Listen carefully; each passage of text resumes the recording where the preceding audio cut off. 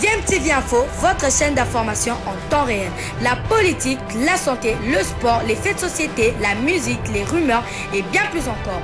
Vous découvrirez cela dans notre chaîne DMTV Info.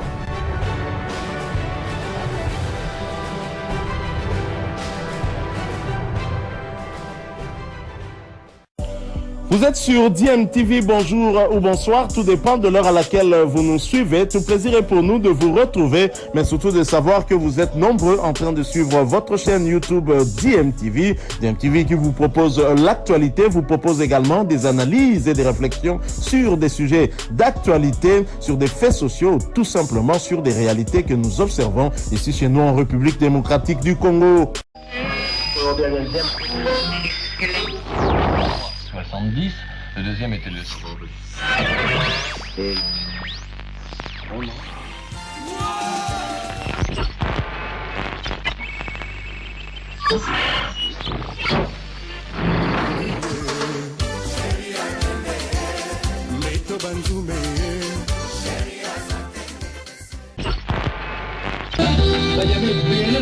Vous allez écouter la radio DMTV, la radio de la musique congolaise. Vous êtes sur Demouata DMTV. Merci de nous avoir choisis. Bonsoir à tous les auditeurs et de notre pays, de votre chaîne. Ça nous fait grandement un grand honneur que vous soyez là pour essayer de donner les informations que les auditeurs attendent sur nos équipes nationales, notamment l'évaluation que vous avez faite avec les sélectionneurs des A, des léopards seniors masculins, et puis la préparation du CHAN en ce qui concerne l'équipe A'. En ce qui concerne l'évaluation, vous avez levé quelques options. Est-ce que vous pouvez nous dire les grandes options que vous avez levées avec l'entraîneur et sélectionneur Hector Cooper? Pourquoi on a été éliminé de la Coupe du Monde avec une défaite humiliante en deuxième manche au Maroc? Est-ce que vous en avez parlé? Je vais dire que le sélectionneur, je crois qu'il a fait le topo de cette rencontre, et au cours de laquelle effectivement il avait été question de faire la lecture des deux derniers matchs, le cadrage, et dont la conséquence a été notre élimination. Et par rapport à cela, je crois que le sélectionneur a pris ses responsabilités pour assurer ses responsabilités en reconnaissant là où il y avait des difficultés. Et ça aussi un entraîneur professionnel, et c'est ça aussi la grandeur d'homme. Mais il a plutôt plus penché sur l'avenir. On n'a pas voulu passer beaucoup de temps sur ce qui ne s'est pas bien passé, mais c'est plutôt sur l'avenir. Alors, l'avenir, il va, comme il a promis lui-même, faire quelques modifications. Mais les modifications, certainement, ça pourrait être dans l'effectif. Il a fait le point sur le bon côté et le mauvais côté, ou les points faibles et les points forts de chaque joueur. Et il va aussi certainement avoir des retouches sur son projet de jeu, et en fonction du nouvel effectif qu'il aura et en fonction des échéances futures. Donc c'est beaucoup plus lui qui a des détails à fournir à ce chapitre. Pour ce qui est de... Mais à ce niveau-là, monsieur le directeur technique national, c'est vous le patron? Oui, le patron, effectivement, et notre travail se limite à recevoir le rapport, n'est-ce pas, à faire l'évaluation ensemble avec le sélectionneur et à donner des orientations. Et donc les orientations, ce que je dis, est que l'entraîneur va travailler sur la base des observations et des orientations données. Et donc maintenant la suite, ça sera assurer notre accompagnement et voir et prochainement quelles seront les améliorations. Oui, est-ce que il ne vous a pas, ça ne vous a pas traversé l'esprit de pouvoir procéder au changement de ces staffs des seniors masculins? Changement, non, parce que le sélectionneur a un contrat et avait signé un contrat qui court jusqu'en 2023 avec doubles objectifs, la qualification à la Coupe du Monde et la qualification et à la CAN. Donc pour le moment, son contrat, comme lui-même l'a reconnu, n'a pas été réussi pour le premier objectif, la qualification à la Coupe du Monde. Il lui reste le deuxième objectif, qui est la qualification de la CAN. Donc il ne devait pas y avoir à l'esprit l'intention de pouvoir changer de staff. Plutôt l'option qui a été prise au niveau de la fédération, comme vous l'avez suivi, c'est de renforcer ce staff avec un entraîneur congolais qui a la licence A, parce que c'est ce qui est requis, mais aussi qui a une connaissance des joueurs professionnels pour avoir vécu en Europe et pour son expérience en dehors de notre pays dans le football, on va dire, professionnel, pour avoir aussi été, avoir un vécu au sein de l'équipe nationale et pour avoir été responsabilisé dans une des catégories, donc l'équipe nationale A. Donc, c'est l'option qui a été prise et après des échanges avec le sélectionneur, donc lui a été annoncé ce renfort. C'est donc, je pourrais dire au niveau de l'exécutif, l'apport et que l'on croit être positif et que l'exécutif a jugé bon et pour améliorer la qualité de l'encadrement, mais aussi pouvoir impacter dans le futur de notre équipe. Oui, en ce qui concerne toujours Silopar senior masculin, la compète va arriver bientôt, les éliminatoires, c'est pour ce mois de juin. Est-ce que vous en avez également fait allusion, comment appeler les joueurs, les regrouper pour éviter certains des défauts qui nous amènent à être sur le vif en arrivant peut-être en retard au lieu de la compétition, tout ça. Est-ce que vous en avez fait à parler? Bien sûr, c'est pour ça que j'ai dit qu'il a été donné des orientations au sélectionneur et c'est sur la base de ces orientations qu'il va travailler.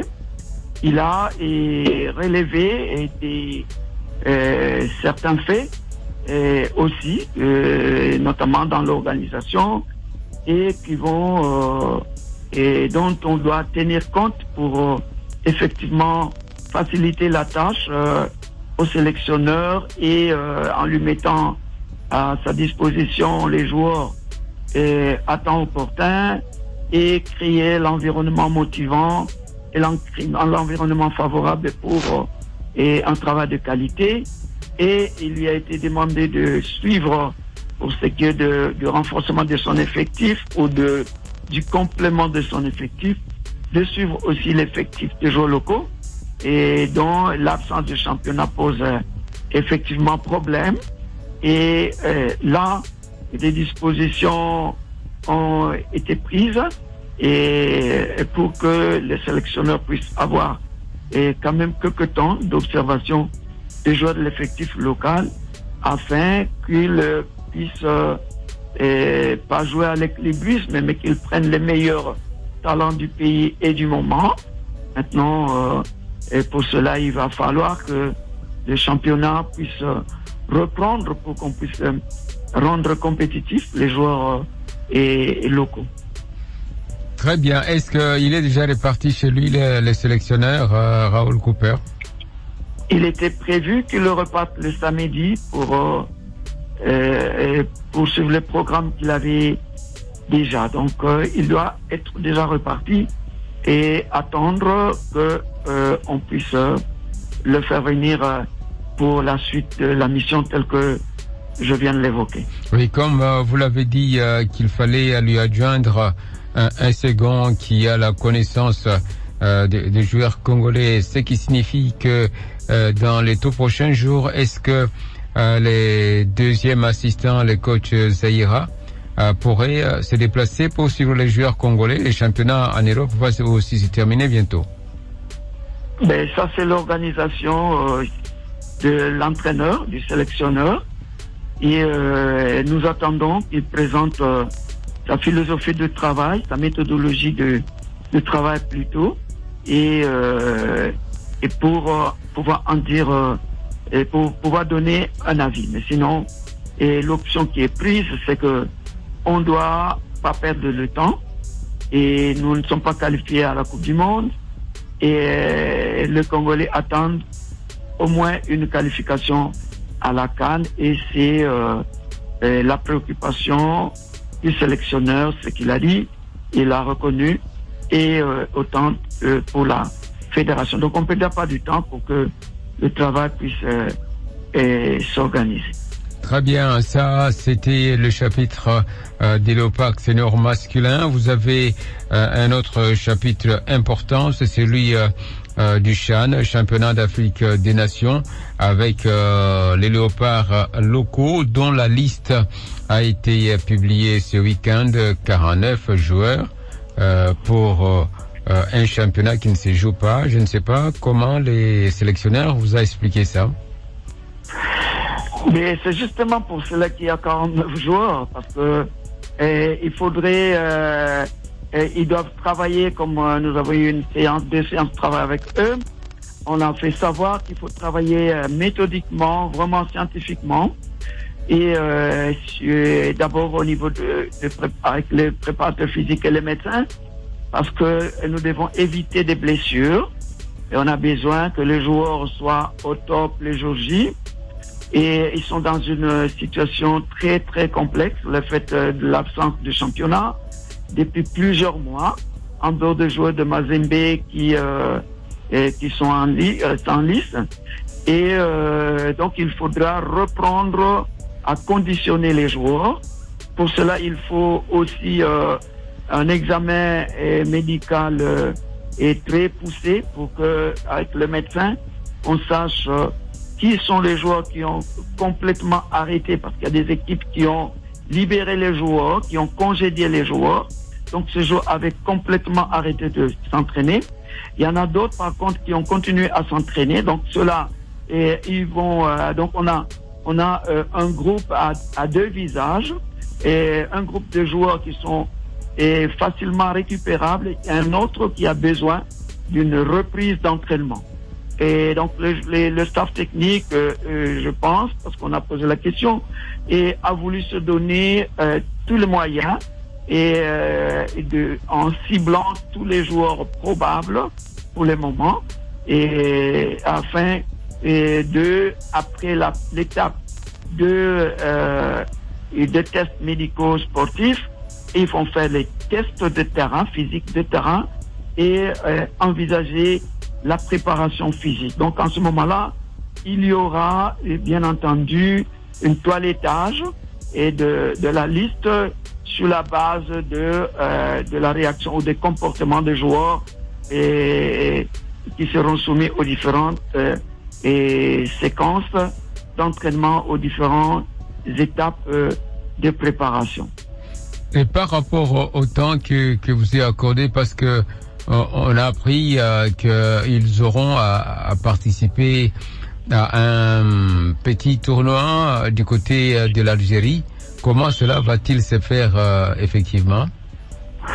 Oui, c'est que il faut pas perdre le temps. Le staff technique a présenté son programme, et donc il faudrait qu'au niveau de l'exécutif, qu'on perde pas le temps pour leur permettre, comme je viens de dire, déjà cette première étape qui est cruciale. parce que la participation au tournoi en Algérie, on va rencontrer des équipes qui sont compétitives, l'Algérie a déjà plus de 5 matchs, je pense, à ma connaissance, des matchs amicaux et internationaux même. Et donc, il va falloir pas faire vite, mais faire vite en même temps, être objectif, réaliste et travailler scientifiquement.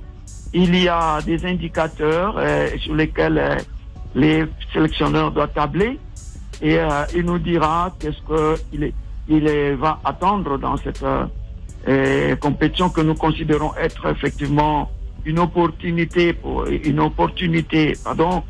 préparer notre équipe et qui est en manque de compétition au plan national et qui est en manque donc de compétition aussi au plan continental. Mais donc le plus tôt doit être le mieux. Le staff a déjà déposé son programme et toutes ses intentions. Maintenant, il reste à la hiérarchie de pouvoir réagir. Très bien, monsieur le directeur technique. Quand est-ce que le staff effectivement a pu programmer de convoquer ces joueurs, leur rassemblement à Kinshasa? Je pense que là, il va revenir au sélectionneur et de présenter, parce que ça c'est du ressort du sélectionneur, de présenter et la liste de joueurs et le programme. Je voudrais que vous souffrez, de vous en faire grâce par respect d'éthique et de déontologie, que cette question soit plutôt du ressort du sélectionneur. Merci beaucoup, monsieur le directeur technique. Nous avons un dernier chapitre, c'est celui...